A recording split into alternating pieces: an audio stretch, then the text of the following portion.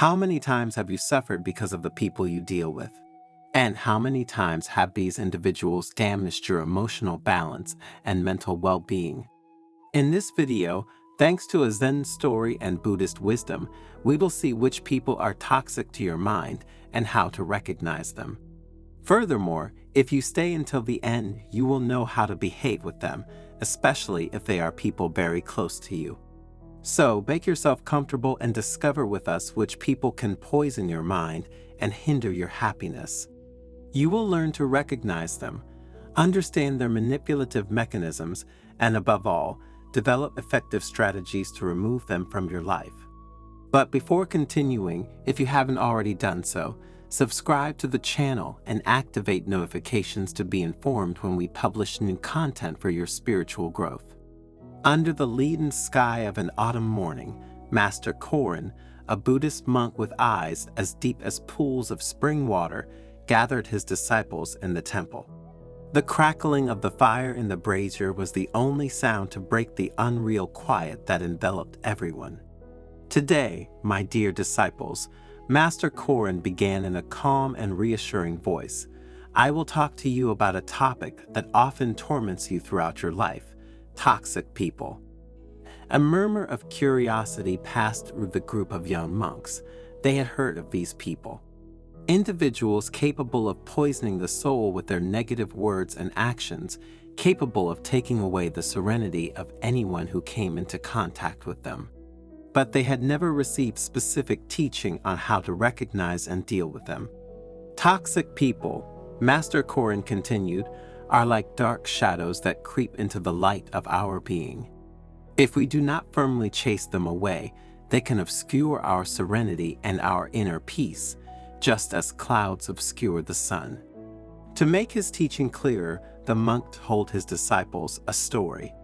Once upon a time, there was a young monk named Taro, full of enthusiasm and devotion.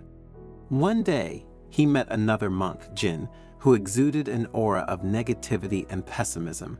Jyn was always ready to criticize others, complain about life, and spread discontent. Taro, initially attracted by Jyn's charismatic personality, began to spend more and more time with him. However, Master Korin continued, Taro soon began to notice a change in himself. He often felt tired, unmotivated, and full of doubts.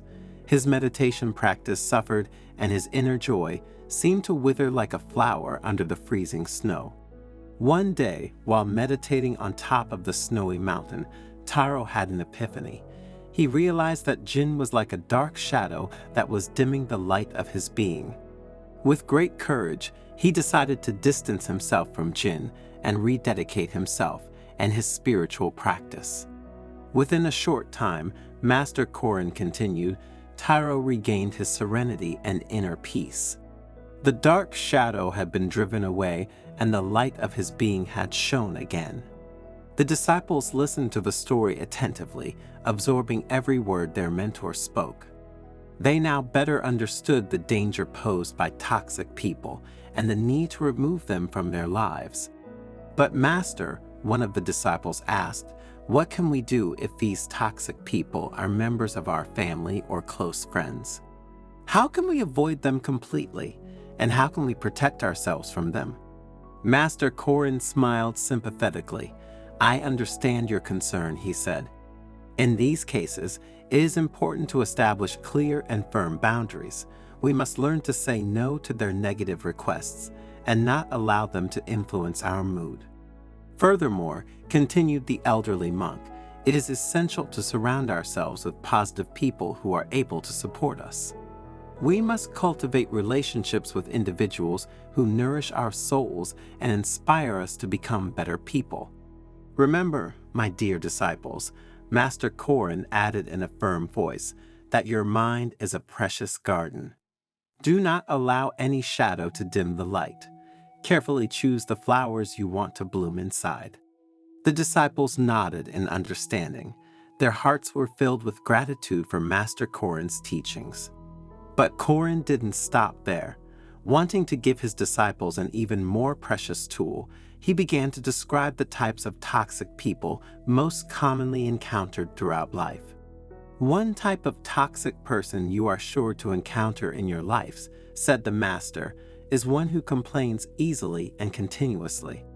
Like a broken record that repeats the same melancholy song over and over again, the one who complains does nothing but cry over his own misfortunes and misfortunes. Its goal, in fact, is to arouse compassion and attention in others. His negative and complaining stories are like a vortex that sucks up the positive energy of those around him, creating a heavy and oppressive atmosphere. Imagine having a work colleague who every day tells you about his family, work, and health problems. His endless complaints make you feel tired and unmotivated and prevent you from concentrating on your work. The chronic complainer often suffers from low self-esteem and a deep sense of inadequacy. He needs to feel like the center of attention and receive constant reassurance to feel better. However, his negative attitude and victimization only push people away and make his situation worse. So, establish clear boundaries. Make it clear that you are not willing to listen to his complaints endlessly. When he starts to complain, try changing the subject or telling a positive experience of yours. And if the chronic complainer persists in complaining despite your attempts to change the subject, gently but firmly walk away. As the disciples listened intently, Korin moved on to another type of toxic individual, the critic. Armed with a vocabulary as sharp as a sharp blade, said the monk, the perennial critic misses no opportunity to judge and criticize everything and everyone. He always finds a flaw to point out or a mistake to condemn, and his negative and sarcastic attitude can undermine your self-confidence. Imagine having a friend who always criticizes your way of dressing, your life choices, and your opinions. His negative comments make you feel inadequate and insecure, and prevent you from freely expressing your personality. Remember that this type of person often suffers from a deep sense of insecurity and inadequacy. By projecting his criticisms onto others, he tries to feel superior and hide his fragilities. However, his negative attitude only pushes people away and isolates him socially.